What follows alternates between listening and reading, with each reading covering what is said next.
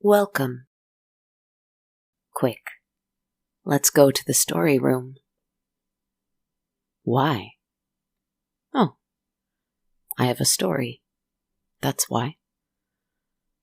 What about?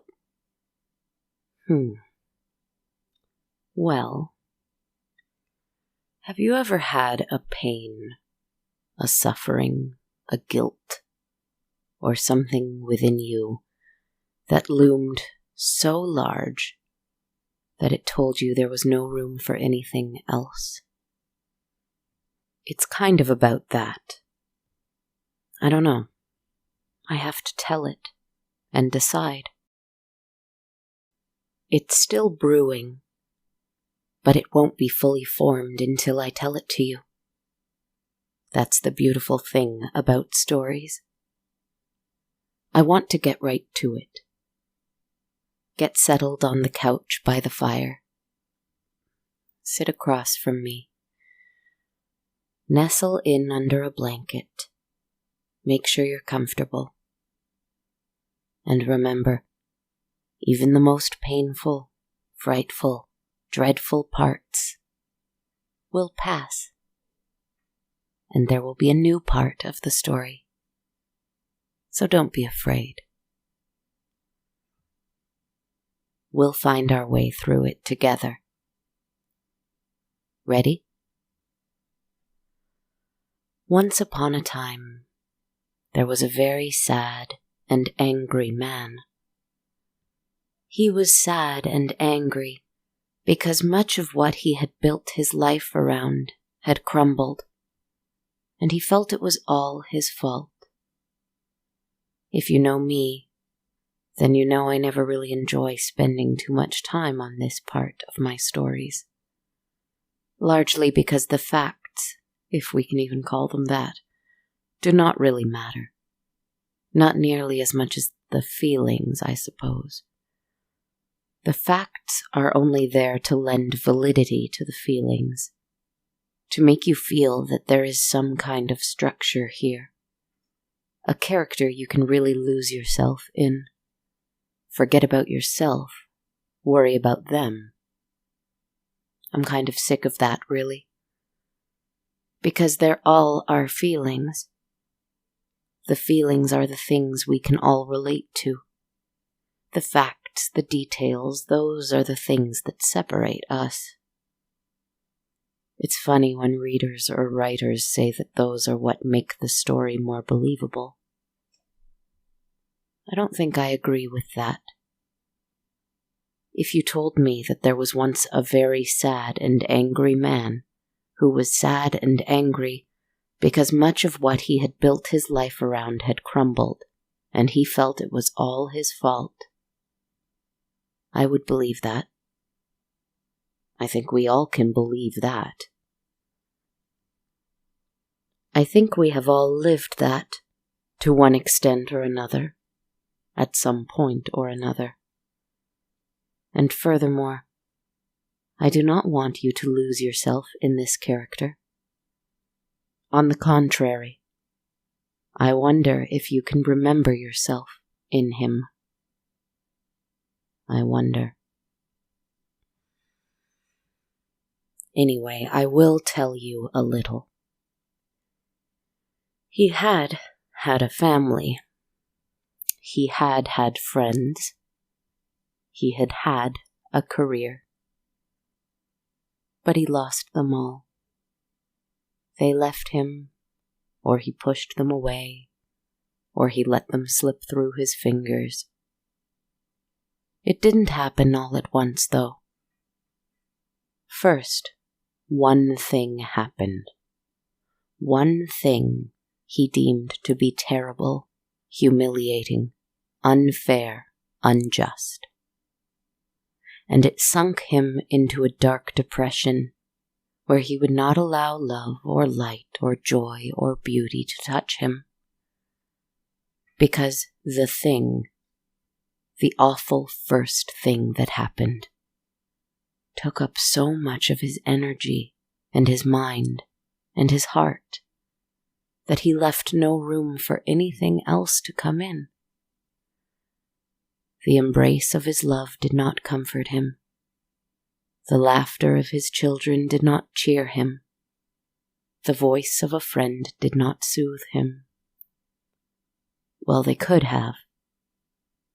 He just didn't let them. In fact, not only did he not let them, but he chided them for trying. His darkness turned to anger towards those who tried to take away his pain.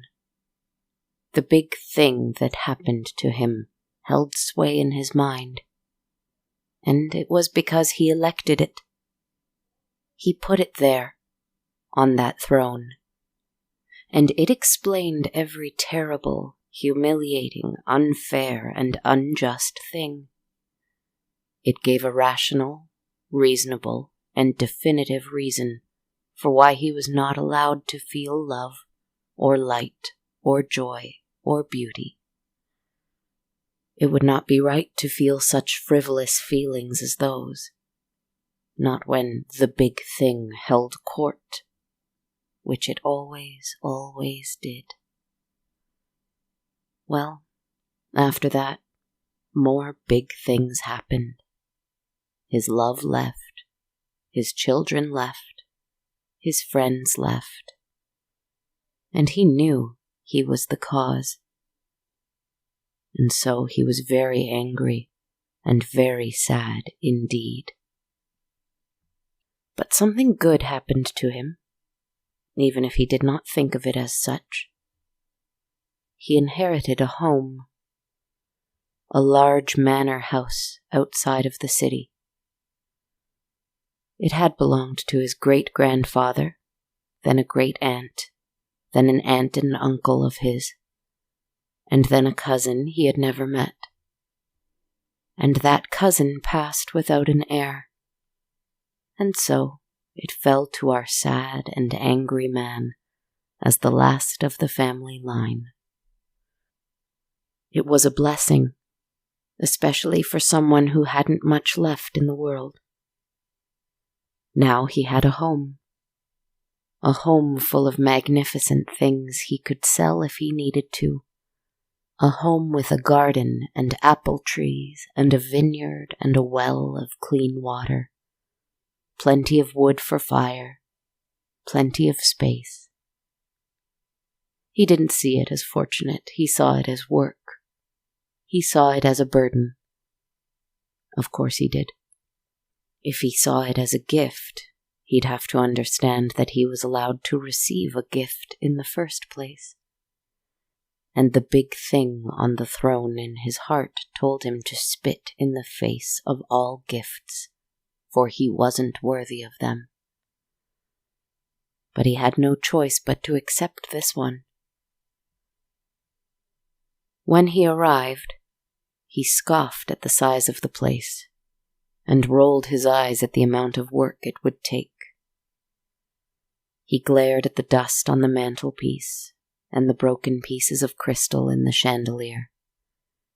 He scowled at the portraits of his long-gone family as he passed them by, cursing them for not leaving him in his comfortable and dark little home he had been close to being evicted from.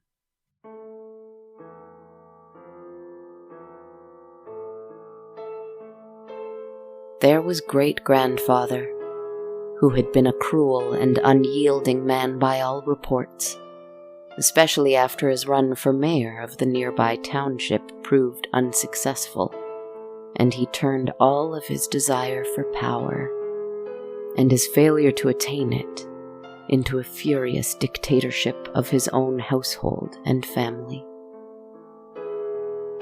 There was his great-aunt, who had broken her hip as a young woman and never quite recovered correctly, and the look and pain of it turned her bitter, and she could not bear the sound of laughter in her presence, as she always somehow felt it was directed at her. There was his aunt and uncle, who had lost a child in an accident, and so they could not look at each other without feeling hatred and blame in their hearts until the days they each died, locked in a loveless marriage and a loveless house.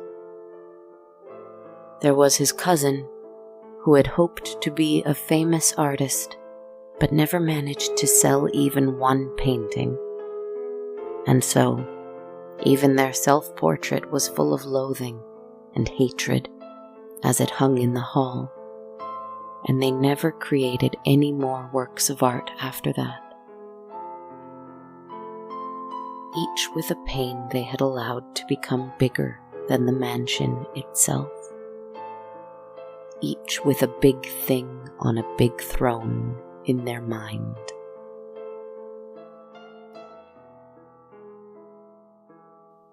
You know the drill. I've told stories like this before. He spent a dull evening making himself a dull dinner by a little fire, and he put himself to bed. And in the middle of the night, do you know what happened?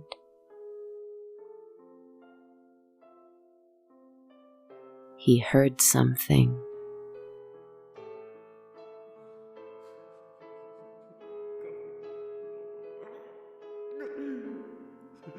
Weeping, wailing, sobbing, sighing in the distance. He rose from his bed with a start, heart pounding, for the only thing that can supplant bitterness of such size is fear.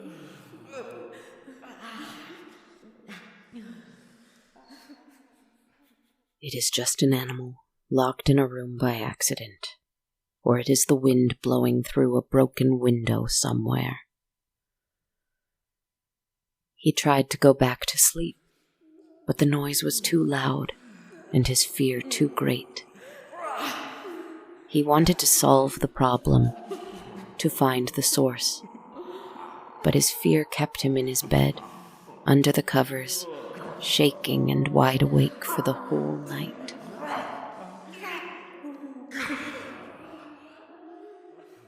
When dawn came and the horrible sound stopped, he, trembling, made himself a little cup of tea and decided to investigate.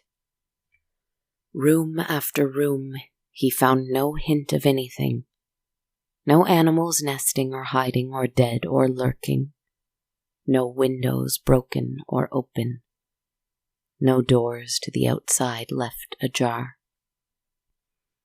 He searched and he searched and he searched. And finally, the only room left was the attic. He opened the door with his skeleton key, and the only thing out of the ordinary he noticed were the piles of clothing strewn messily around the room. Evening gowns from long ago, jackets and vests and slacks, shoes covered in a layer of dust, lace discolored from years of lying in wait. Why would anyone leave the attic like this? Was his cousin so careless as to never check? What had happened? He hung up the clothes, remarking here and there which seemed to correspond with which family member, the faces in the portraits haunting his memory still. He put things away with a violent kind of annoyance. He did not care to be gentle with the old garments. He found the smells repellent rather than nostalgic. Why they had saddled him with so much baggage he didn't know. They should have left him to rot in his little home in the city. Or so the thing on the throne in his mind told him as he touched each little thing. He shut the door, not seeing the need to lock it, and descended, feeling foolish and weak for being so afraid the night before. An uneventful day, full of pain and anger and sorrow, he turned to all the vices that attracted him the most, the things that he felt he was entitled to after so much bad had happened in his life. After all, he had no partner, no children, no friends to hate him for it anymore. Why not indulge? At least he couldn't hurt anybody else here. Only himself. And wasn't he used to that? He kept discovering things, though. Half-finished paintings, sketchbooks, sculptures, some of which were scratched out or deliberately broken. Toys for children of different ages that were never played with. Canes, ointments, and doctor's notes from his great-aunt. Flyers and newspaper articles about an election never won.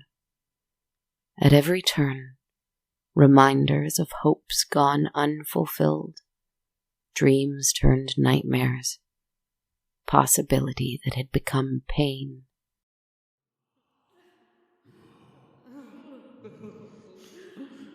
The second night, he was woken again by the sound of weeping, wailing, moaning, and groaning, louder than the night before, terrible and painful. Emboldened from having investigated the house and finding no intrusion, he rose from his bed and followed the sound. The closer and closer he came to it, the more he trembled. The more fear usurped that corrupt anger on that imaginary throne I keep speaking of. It sounded so human, so full of agony. He didn't know what he would see. As he determined the sound to be coming from the attic, he turned pale with the thought of going there in the middle of the night. But he wouldn't have to. Because, you see, he'd left the door unlocked.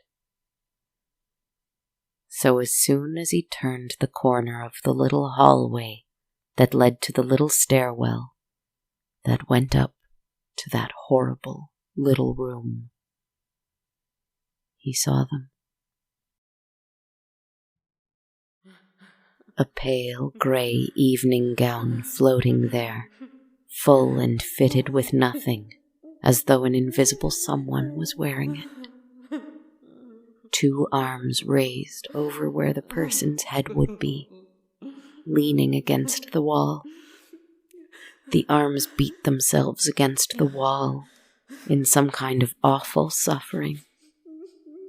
The dress breathed huge, starting breaths, almost drowning in sadness as the wailing continued. Most certainly loud enough for our angry and sad hero to know that it was coming from within that gown, from within the invisible spirit wearing that gown. A suit jacket and slacks were sitting on the stairs, still and slumped as though resigned to whatever their fate was. A bottle rested on the knee of the pants, also stretched and full as though an unseen pair of legs inhabited them. And suddenly, the bottle raised up with a move of the right arm of the jacket, and it went flying across the hallway, shattering against the wall where the evening gown wept. The evening gown screamed and ran in the opposite direction, down a dark corridor, from which a smoking jacket emerged, turning the corner, slouching, stumbling, moping. As it passed paintings and portraits on the walls, it raised its sleeves and knocked them over with an invisible hand, or spun them upside down, or maybe picked them up, looked at it with unseeable eyes for a moment, then dashed it to the floor.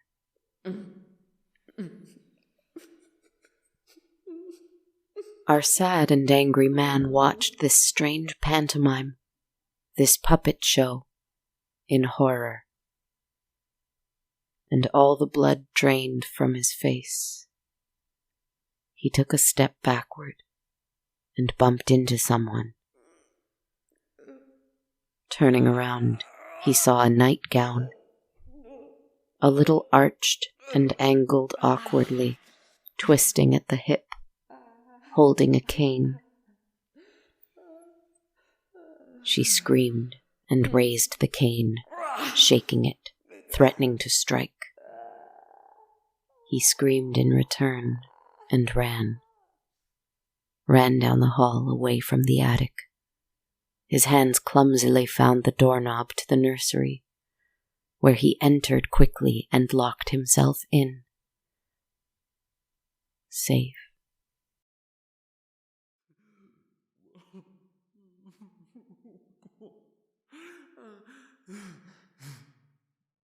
He turned around and, to his horror, saw a man's shirt with several buttons undone, cravat loose, slacks sat on the bed.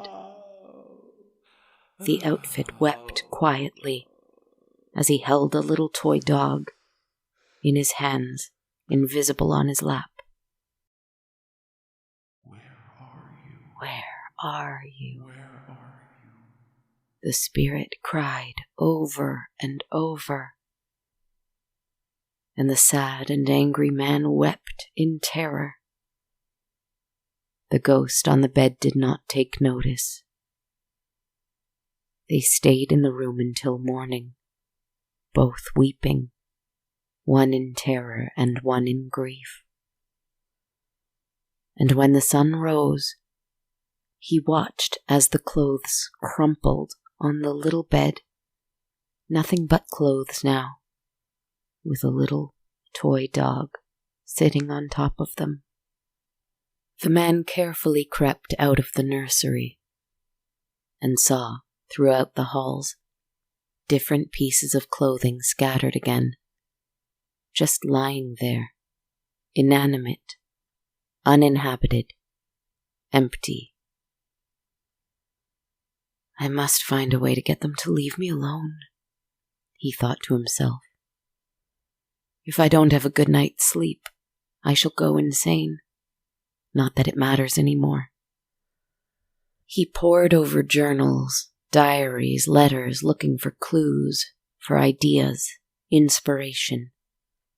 He hung up the cousins' paintings in fresh new frames, even pretended to admire them.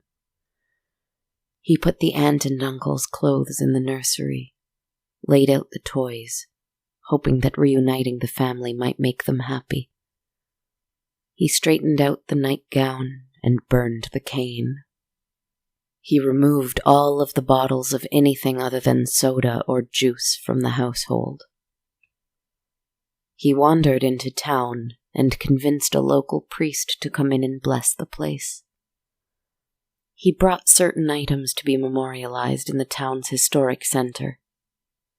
He gave some of the toys to the orphanage down the road. He sold a lovely little painting to an art gallery for a reasonable amount.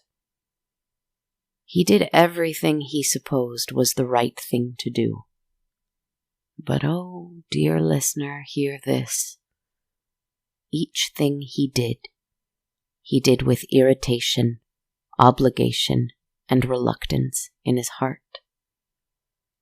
Because, you see, he did not think he deserved to be happy. And so he did not think they deserved to be happy. He just did things because he thought he had to. And that matters. It is, as I said before, my friends, the feelings, the intentions, the motivations within us matter. Having done everything he thought he had to do, he went home and he went to bed. He hoped that tonight would be uneventful, and then tomorrow everything could return to normal. He could go on hating himself he could go on hating everyone, and only have to deal with that for the rest of his life.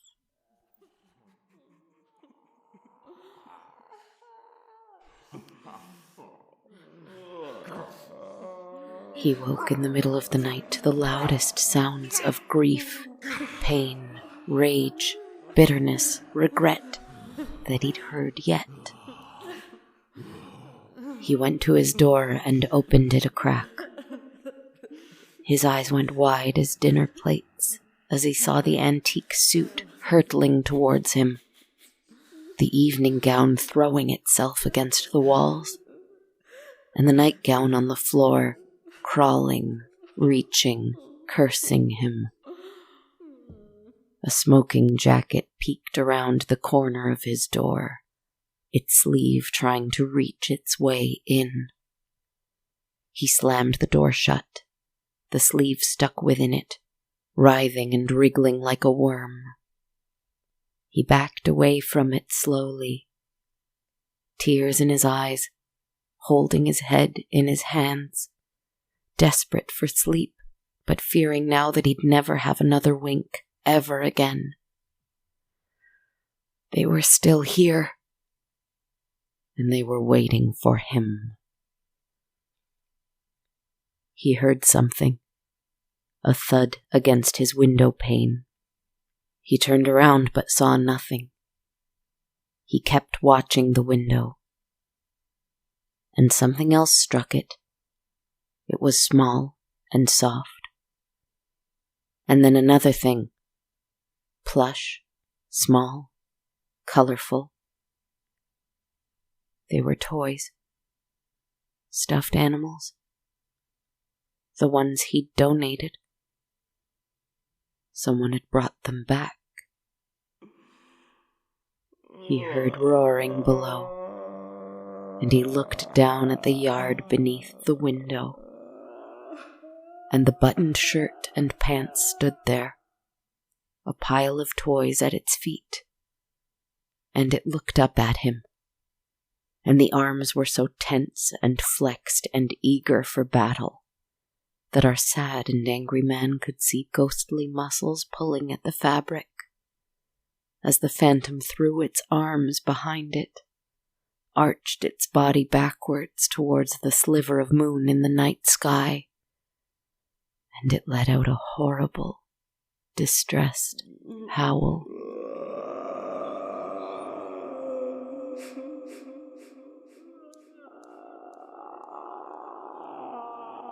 The man considered drawing the curtains. He considered barricading the door. He considered burning the place down and jumping out the window and running as fast and as far as he could. But why? Would he be happy anywhere else? Would they be happy with him gone? He sat on the floor, exasperated, exhausted, too much so to even be afraid anymore. The howling, the crying, the roaring continued. He closed his eyes against it. He took a deep breath. And another. And another.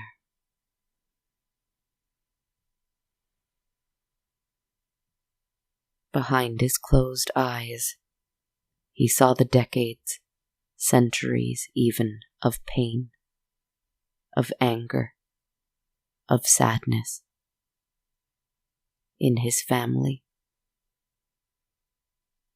Though it began to seem like that didn't even matter either, for he had felt it in the orphanage that day. He had felt it in his lover's eyes when they'd left him. He had felt it in each of his friends who had finally allowed him to leave them. He had felt it in strangers in the street. Pain. Not just his. All of it. just pain.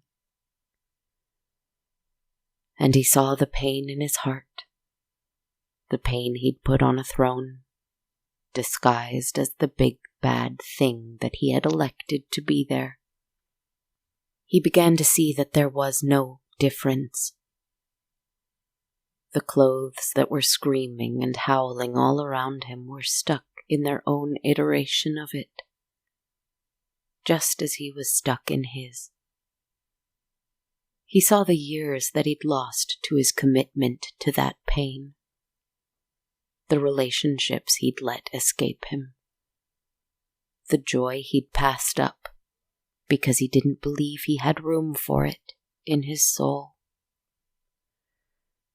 He didn't believe he was allowed to have it. As long as there was suffering and darkness and guilt, he'd condemned himself to a life without joy too. The thing on the throne in his mind wore his face and commanded him to suffer only. He saw himself speaking to that tyrant. "It's all right," he said softly. "You can be free. I can be free. I am allowed to be free. I am so tired. I have let you rule long enough. I deserve happiness. I deserve love." The thing that wore his face grimaced and showed him all the memories he told himself to be ashamed of, all the time he'd told himself he'd wasted, all the people he told himself he'd failed. But his real self only smiled. Maybe so. But still, I deserve happiness. Still, I deserve love. The thing that wore his face in his mind kept trying to convince him, hold on to this, hold on to that, hold on to this, hold on to that. He only shook his head. I cannot carry it anymore. What need have I to carry it anymore?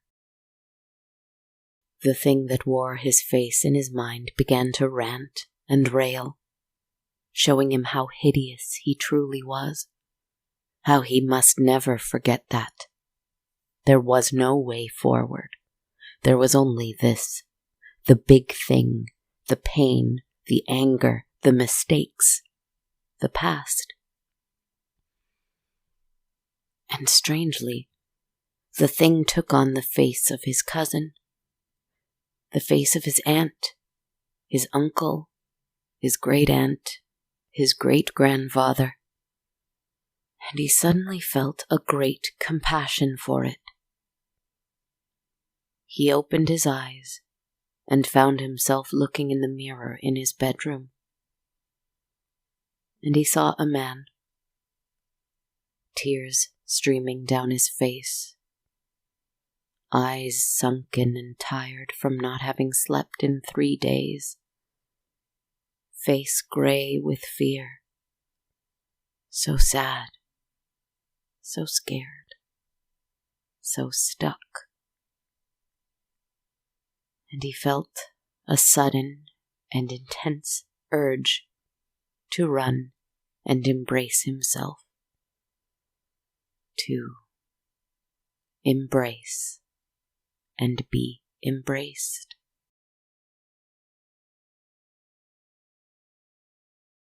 Only then did he realize the house was silent. He opened the door to his room and saw the evening gown, the suit, the smoking jacket, the nightgown, standing, breathing, peaceful, waiting. He walked down the hall past them. He went to the main hall, where the front door was open, the shirt and slacks standing there, facing him. He felt no fear, no anger, no annoyance even. Not anymore. He saw, instead of their pain, instead of the thing that they had all enthroned in their hearts, the suffering they'd clung to so greatly that it survived even their physical deaths. Instead of seeing just that, he saw souls wearing clothes. Kind of like him, really, who had more to them than even they had realized.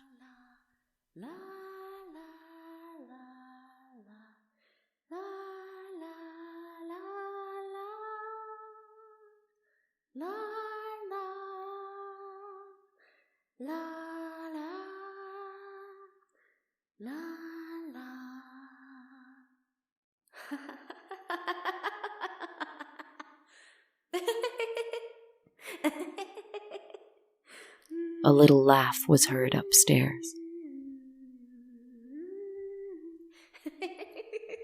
From the nursery.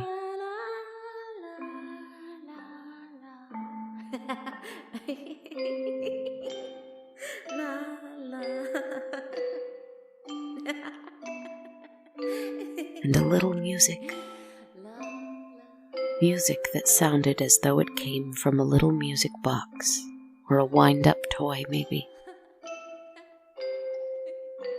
And all of the spirits within the clothes, our previously sad and angry man included, turned to look up the stairs, inhaling sharply in surprise at the unusual sound. And the clothes all crumpled to the ground. He went to bed. He thought about investigating, but it didn't seem right. And he needed the sleep. He knew he would be ill, in pain, suffering more if he did not sleep. So he allowed himself to sleep. The next day, he opened the windows and cleaned the mansion. He brought the toys back to the orphanage and gave them freely with an open heart and the wish to make others happy. He visited the town and introduced himself to others warmly. He bought himself a little dinner he found enticing. He wrote a few letters to people he felt he needed to say something to, with the intention in his heart of forgiving himself and of wishing them love. He went home. And that night, he was woken up, not by screaming, weeping, howling, groaning, or moaning, but by the sound of music.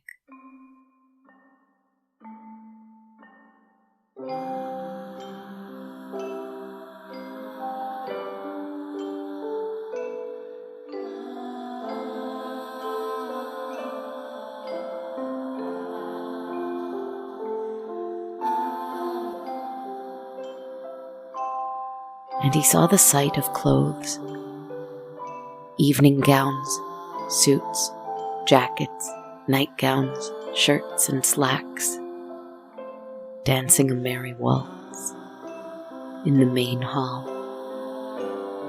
And a little child's nightgown danced in the center of them.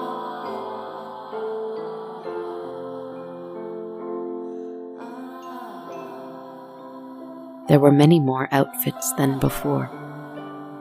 There were spirits who'd long left the place, considering it cursed.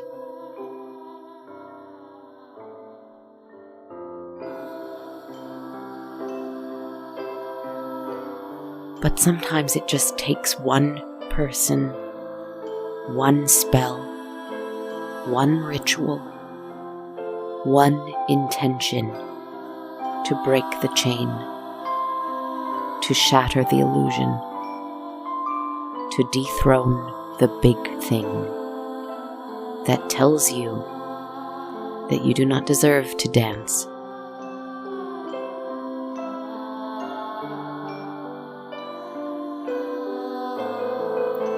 All you need to do is dance.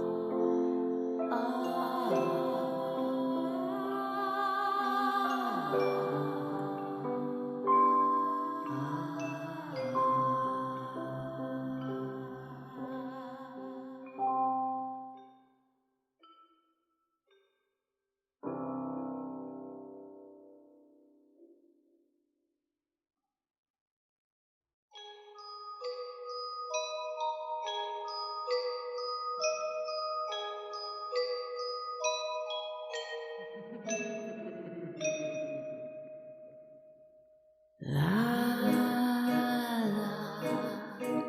la la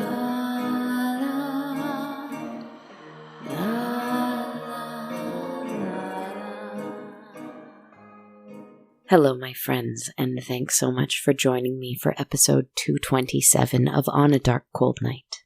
This is your host, writer, composer, narrator, podcaster, etc. behind the show, Kristen Zaza. Has spring sprung where you are? I don't want to jinx it, but it feels a little bit like the world is waking back up again here, anyway. For me, that usually comes with a little bit of dread and then a lot of joy for whatever reason, so I think I'm heading into the joyful part of that, which is nice. I have a few thank yous this week. First, from supporters who donated to the show via Ko-fi.com. First off, thank you so much to Kelly for your coffee donation and your lovely message. And my apologies for delaying your on-air thank you until now. Thank you so much, my friend. And another big thank you going out to Juan Bob, who also supported the show on Ko-fi.com. I'm so grateful for your donation as well, and also for your very kind words in support of my work.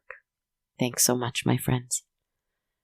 Ko-fi.com is a great way to support the show through a one-time donation in the gift of metaphorical coffee. If you'd like to help out in this way, you can visit my page at ko-fi.com/darkcoldnight. Another fantastic way to help out the show is to become a monthly supporter on Patreon. Every monthly supporter of $1 or more US a month receives access to over 200 musical tracks, making up my complete and ever-growing soundtrack. Supporters of $5 or more US a month get that, access to a monthly tarot reading video, and access to a weekly bonus meditation I release every Thursday. To learn more, visit patreon.com/darkcoldnight. Another way to access the bonus meditations is through a subscription to the Sonar Plus channel on Apple Podcasts. Learn more by visiting my Apple Podcast page for On a Dark Cold Night, looking up the Sonar Network on Apple, or visiting thesonarnetwork.com. For $3.99 a month, you can get those meditations and access to lots of other great bonus and ad-free content from Canadian podcasters who are a part of the Sonar family. Finally, you can also buy a t-shirt or hoodie through bonfire.com/on-a-dark-cold-night. In some interesting news, I'm going to release 17 musical tracks as part of an album I've decided to call Favorite Little Songs from On a Dark Cold Night, which is really creative of me, I know. This is coming out on Tuesday, coming up, and will be accessible on Spotify, iTunes, Amazon Music, YouTube Music, lots of other music streaming platforms, even TikTok, I think. You'll hear the 3 theme song variations, including everybody's favorite, the Season 1 theme with all the whistling, and 14 of my favorite songs from across the 226 episodes I've released. I'm excited and a little scared, so be nice. You don't have to. Do whatever you like. And if you'd like to check those out, keep an eye on my social media accounts and wherever you like to stream music from. Sending thanks to Emma L., also, who left a really kind recommendation for On a Dark Cold Night on our Facebook page. Thank you so much, Emma. I really appreciate it, and I'm so happy to hear you're enjoying the show. Leaving a rating and/or review wherever you can is a great way to help the show for free. You can do so on Apple Podcasts, Spotify, Facebook, or wherever else you would like. You can follow me on social media. I'm on Twitter at A Dark Cold Night, Instagram at Dark Cold Night Podcast, Facebook and YouTube under On a Dark Cold Night, or on TikTok at Kristen Zaza. All great ways to reach out to me if you have a question you'd like me to address in an upcoming story. Well, I think that's everything for this week. Thank you so much for listening and joining me. Thank you for finding some peace and stillness with me this week. Thank you for taking the time to rest and be gentle with yourself. Keep doing it. Lots of love.